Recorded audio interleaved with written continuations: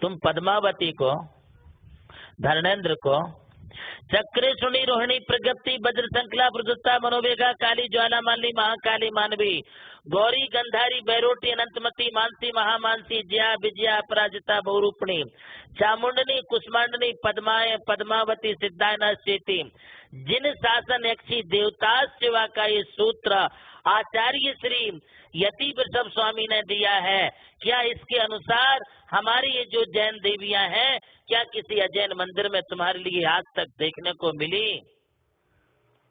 काहे को तुम इनके पीछे हाथ धो के पड़ गए?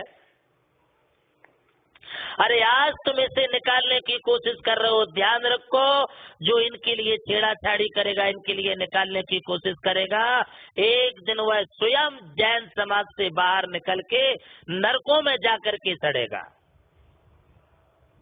आज जो देवी देवताओं को, जैन देवी देवताओं को, जैन मंदिर में रहने वाले देवी देवताओं को निकालने की कोशिश कर रहा है, चाहे वो कोई घर में रहता हो या मंदिर में रहता हो या किसी आश्रम में रहता हो, एक दिन तुम्हारे लिए ऐसा आएगा कि तुम्हारे लिए भी यहाँ से निकाल दिया जाएगा और तुम जाकर के किसी नरक के बिल में चूहों की तरह घुस करके रहोगे, कोई तुम्हें पूछने वाला नहीं होगा। इसलिए किसी जैन देवी देवता के साथ छेड़छाड़ नहीं करनी चाहिए। ये जैनों के हैं, गर्व से हमें संभालना चाहिए, गर्व से इसका संरक्षण और संवर्धन करना चाहिए।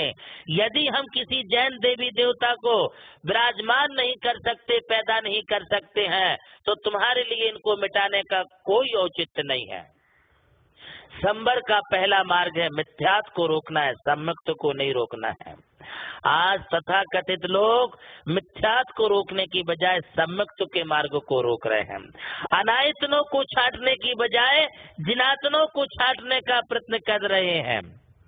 अनायतनों से बचने की बजाय जिनायतनों से बचने की कोशिश कर रहे हैं, जबकि सम्रानुप्रेक्षा कहती है कि हमें मिथ्यात्व से बचना है, मिथ्यात्व के आश्रय से बचना है। यदि अदेवों से कुदेवों से बचना है तो आओ हम सुदेव के मार्ग में लगे।